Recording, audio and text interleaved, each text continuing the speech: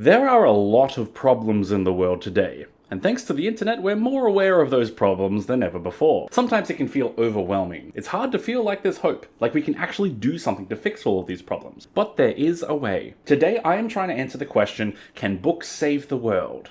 I will be making the case that yes, they can. And yes, I am talking about fictional books. Stories. Stories can save the world. We're going to take a look at all the ways that fictional books help us, both as individuals and as a society and as a species. I want to show you how important reading books are and how books can empower you to make a big difference in the world today. Heads up, we are discussing some heavy topics. Number 1, books improve your mental health. Our mental health is so important. It's very natural for all of us to struggle with our mental health on and off again at multiple stages in our lives. Some struggle with clinically diagnosed depression, others with situational depression such as grief. Everyone's struggle is unique. Mental health affects us all differently, and there is no such thing as a typical case. Books have a huge positive impact on our mental health. First, they improve cognitive capacity. They improve our brains. They make us smarter. Books improve literacy skills, knowledge, and vocabulary. They also improve our ability to process information and develop critical thinking. Even a fictional book will do all of these things. Books have a huge impact on our emotional health. To put it simply, books make us feel feelings. And the more we feel strong emotions, the better adjusted we become at processing those emotions in healthy ways. It builds emotional resilience. We become comfortable with our emotions and accept them every time we experience them. This teaches us how to deal with emotionally difficult situations. Books are also entertaining, and yes, entertainment is good for mental health. Entertainment releases endorphins in your brain. It's a dopamine hit. Some people exercise to get their dopamine, others cuddle their cats, and others read. Nynaeve, come here. Daddy needs his dopamine. Books are a perfectly effective and legitimate way to keep your brain chemically balanced. Books are also a great stress relief. The act of sitting still and focusing on something forces your body to go into low power mode. Muscles relax, blood pressure is lowered, and the heart rate decreases. If you are experiencing stress, reading a book is a fantastic way to moderate yourself again. And finally, books inspire us through characters that fight their own mental health battles. One of the best examples of this is the Stormlight Archive. There is so much mental health discussed in that series. When we first meet Kaladin in book 1, he's in a terrible situation and he's massively depressed. Yet he's still depressed if things get better later on or in flashbacks of a happier time. Shallan has repressed memories, trauma, and disassociation. Dalinar has survivor's guilt and a whole lot more. These are just a few examples. Millions of readers have found comfort and encouragement from this series, myself included, because it's inspiring as hell. We see ourselves mirrored in these characters and we see them succeeding. It gives us hope that we can win our battles too. Now, while we're on this topic, mental health suffers from a lot of insincere advocacy. Everyone says mental health is important. We see it all the time in media, corporations, politicians, saying they take mental health very seriously. Yet sadly, mental health is the first thing to get blamed when something goes wrong. Mental health gets blamed for crime, homelessness, domestic violence, and many more. Now, does mental health contribute to these issues? Yeah, sometimes, to an extent. But they are not the one and only contributing factor. Unfortunately, mental health is often used as a scapegoat. We can blame mental health as a quick excuse to avoid dealing with all the other factors that contribute to these problems. For example, have you ever had a manager say to you, "I care about your mental health"? Then this same manager will assign far too much work in too little time, doesn't pay you enough, and when they see you get stressed out like crazy, they go, "Hey, take care of yourself." Like that fixes all the problems they caused. So I wanted to highlight this problem in the battle for mental health advocacy. Quite simply, actions speak louder than words. We can't just claim to care about mental health. We need to take action. We need to work on improving our own mental health, advocating on the behalf of others, and remove wider systemic issues that cause mental health to suffer. I hope this encourages you to be more active towards good mental health, both on your personal journey and on a societal level as well. Now, back to how books can save the world. Number 2, speculative fiction. the good, the bad, and the ugly. Speculative fiction, or specfic, is any type of story that explores what might happen in Earth's future in a hypothetical scenario. For example, I, Robot is about humanity's future if robots become commonplace. 1984 or Fahrenheit 451 are both about total government control. Even War of the Worlds and The Walking Dead are speculations on alien and zombie apocalypse, but it's more about what humans might do in an apocalypse. These are slightly less likely scenarios, but it's still a form of speculation on human nature. Remember, speculative fiction always looks like it's about the future, but it's really speaking about the present. It gives us insights into the world around us as it exists right now. This genre is a powerful way to demonstrate to people the good, the bad, and the ugly of various issues. It takes a concept we're dealing with today, like social media, the environment, the rise of AI, and then takes it to the next logical few steps, or to the extremes. It shows us what the world could be. And while Specfic does commentate on the present, it also teaches us to look beyond the present, towards our potential. As humans, we have a tendency to get stuck in the present and forget to do our part for future generations. It's also hard to see the warning signs of incoming bigger problems when you're just busy living your day to day. So Specfic forces us to look beyond today and really consider, do we want to be heading in this direction? Sometimes Specfic does this by showing us paradise. Other times it shows us hell. One of my favorite examples of Specfic is The Hunger Games. This story takes the concepts of entertainment, government propaganda, and television and explores how these themes could be used to dark effect. One of the reasons why Hunger Games works so well is because it is believable. We could genuinely see a scenario where people suffer for our entertainment. This story has taught many lessons to a whole new generations of readers who will now question a lack of empathy and the messaging that they're seeing on television. Also, slight tangent, but I do want to share with you one example I found of specfic that already has changed the world. In 1983, a television movie was released called The Day After. It was an American film that depicted what nuclear war would look like. The film was released free on TV instead of going to the box office to try to make lots of money, and the release event set viewing records across the country. Just a year later, the UK did their own version of the concept, Threads, with a very similar release plan. The American film focused on the widespread death and destruction of a nuclear war, the day after, while the UK version focused on the collapse of society over months and even years. At the time, these two films were very controversial, and for a peculiar reason. Not for all the violence and death, no. The controversial part was that the films never stated who started the war, who fired the nukes first. People even accused the filmmakers of treason and committing anti-America propaganda. The filmmakers responded by simply stating, in a nuclear war, it literally does not matter who fires first. The result is the same. These films were massively influential in de-escalating the Cold War. They coincided with a massive shift in public opinion. Suddenly people were less trick-happy to fire their nukes and test their power. Even the President Ronald Reagan was documented to have seen the American film and was noticeably disturbed. He later started changing his policy on building nuclear weapons and began treaty talks instead. So this is the million-dollar question: which came first, the films or the shift in public opinion?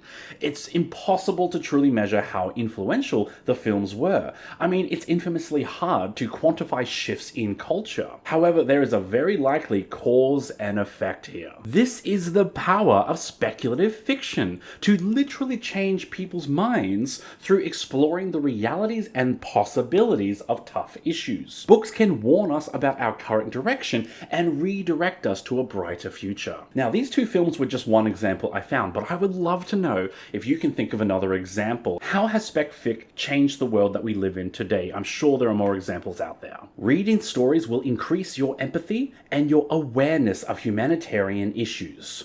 In short, books teach us to care about other people. And I would argue that this is one area where books are more powerful than any other format of media. Stories show us what it's like to walk in someone else's shoes. We leave our lives behind, step into someone else's, and then get very emotionally invested. We learn to care about them and see ourselves in them. This is a powerful way for us to form connections with other people. By reading fiction, we see that all of us are human and that everyone deserves kindness and respect. Side note, but this is why representation is so so important? Because it gives us the chance to develop empathy for people who do not look like us or have very different lives to ours. This is why we should give boys books to read about girls, and white people should read books by people of color, instead of just saying, oh, those books are for those people. No, these books have the power to teach understanding and compassion, and they should not be overlooked. The reason why books are so good at teaching empathy is because books are the only format of stories that put you inside the mind of the character. You're not watching them through a camera, you are literally in their head. This is a depth of empathy you just do not get in film. Film has just a little bit more detachment to the characters. You can clearly see it. They are over there, I am over here. But in books, you literally step into their brain. It's like the face huggers from Alien. Okay, bad example. Now, learning empathy is just the start of the path that leads to the whole wide world of human welfare.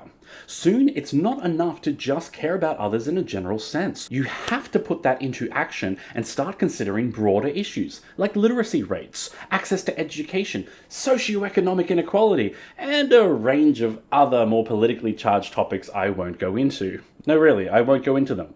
I swear. Number 4, social commentary. Books offer social commentary, and I personally believe this is a good thing.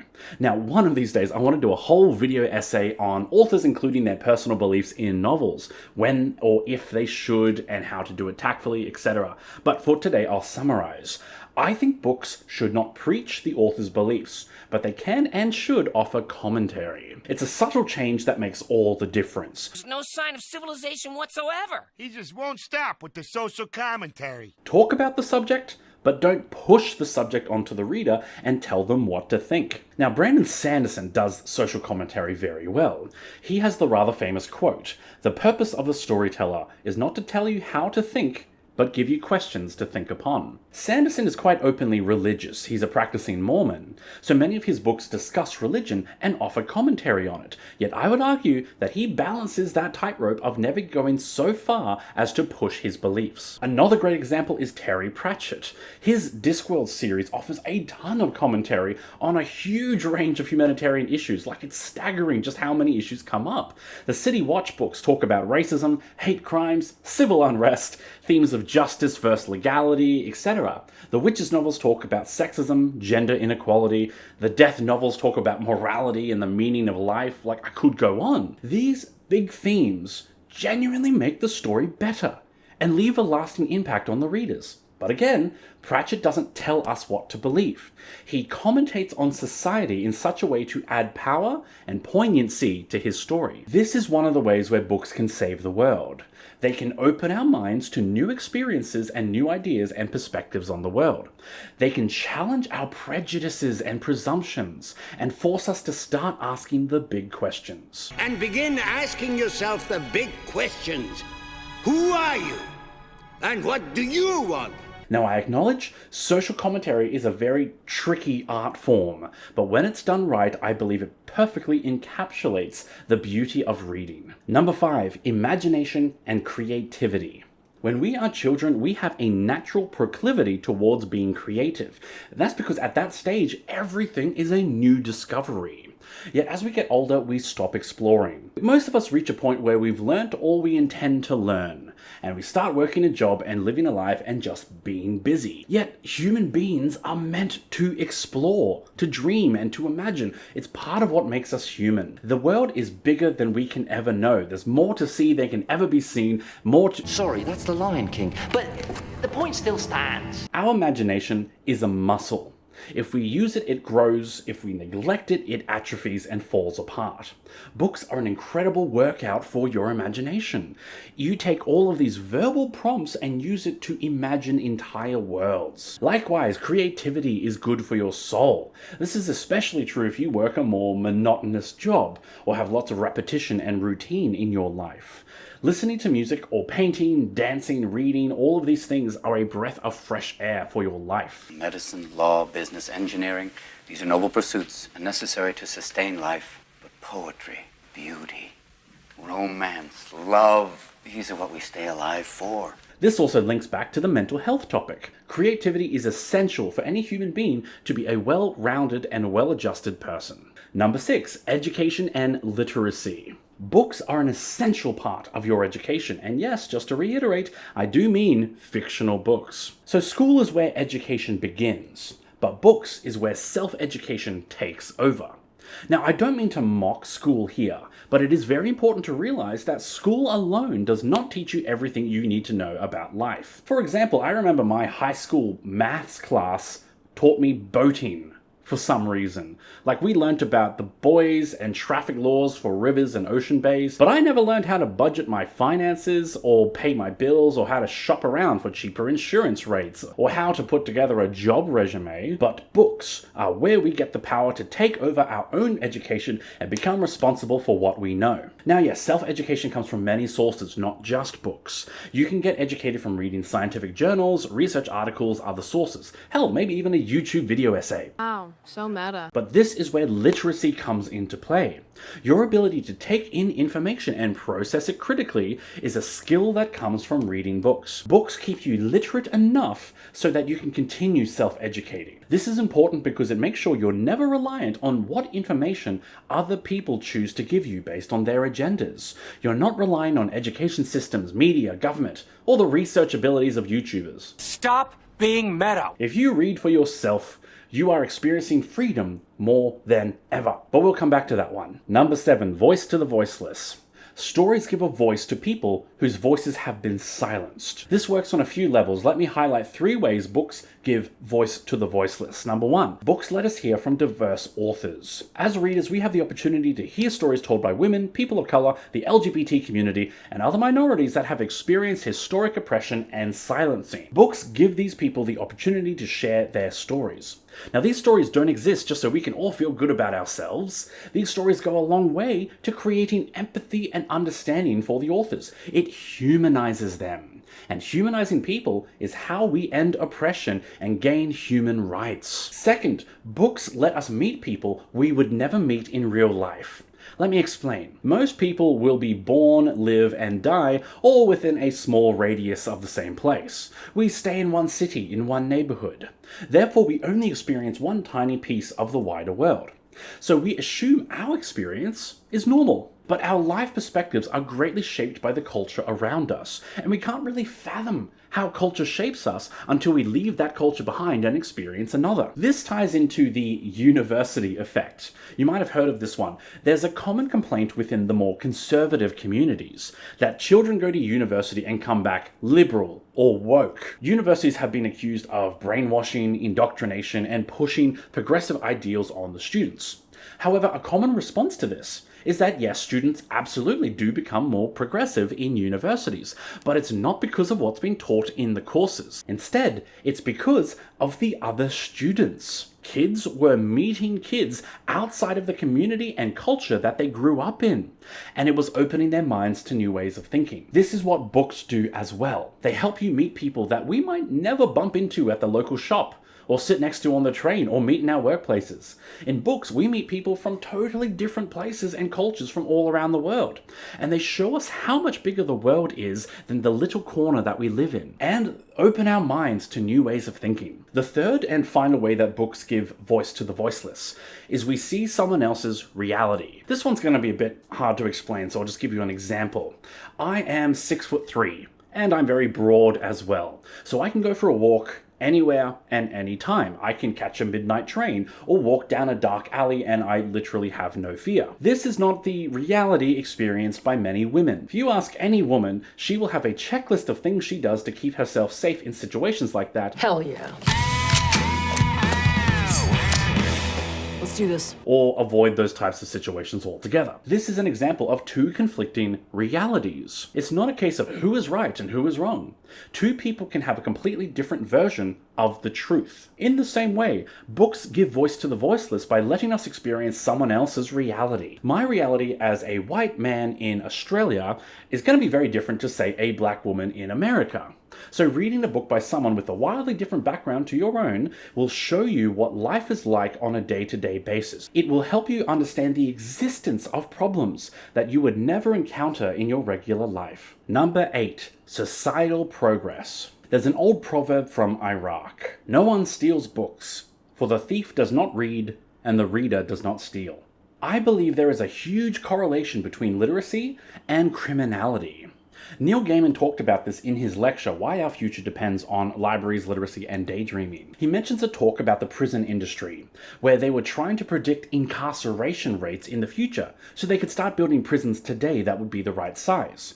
Well, they found that the most accurate statistic with the highest rate of correlation to incarceration was literacy rates between children ages 10 to 11. While it wasn't 100% accurate, it was the closest statistic they could find. Now, crime rates are a complex issue, and I'm not really touching on that today, but I do believe that we should focus more on preventing crime, rather than just punishing it after the event. A study in the UK showed that crime rates are consistently increased whenever there is a high rate of unemployment, meaning that social and economic factors contribute to crime, and education and employment can prevent it. Now, of course, there are exceptions that prove the rule. I mean, Ted Bundy went to college, so educating everyone's not going to stop all crime. But there are also the Jean Valjeans of the world, who steal bread to save a starving family. People who are driven to crime because of economic factors outside of their control. So this is something that books have the power to prevent. Books can further education, emotional and mental health,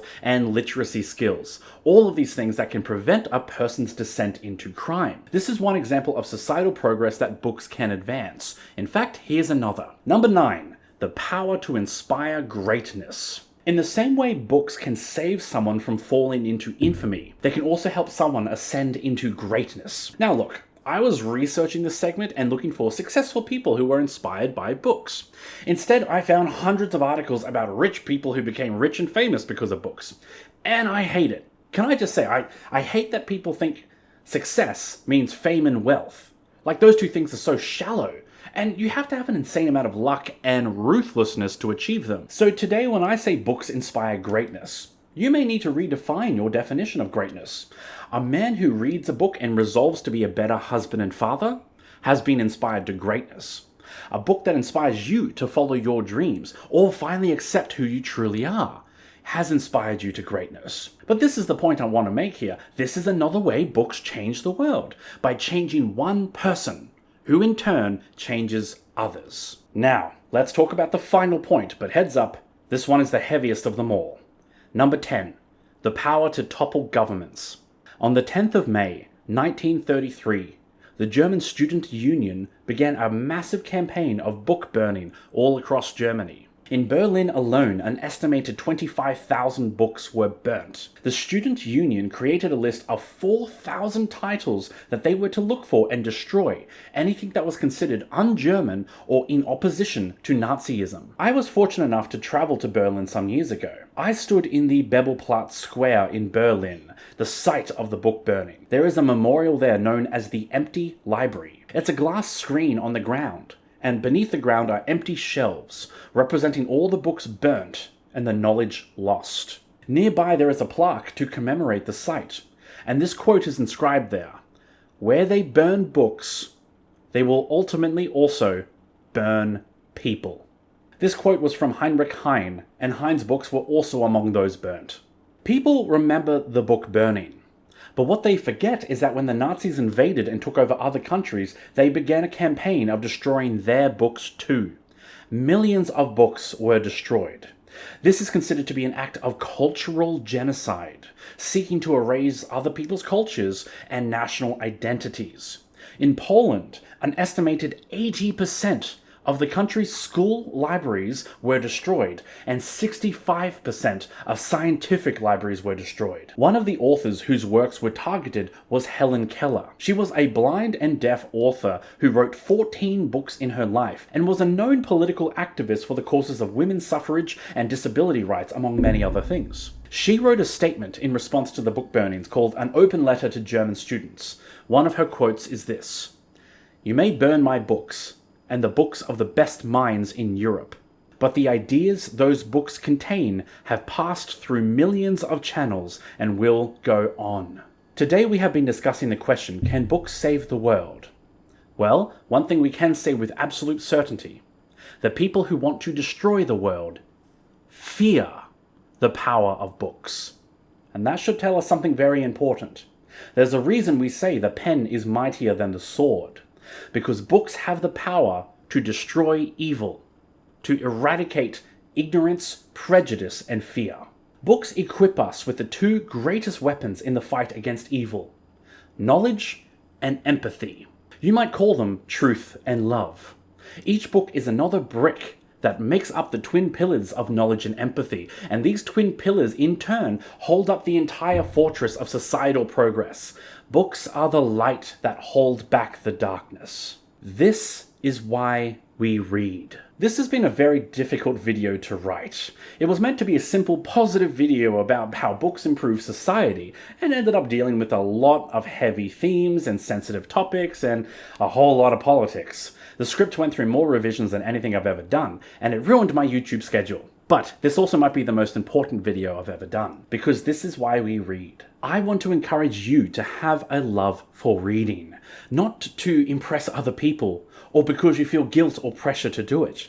Do it for the love of reading, and do it because books are making you more powerful.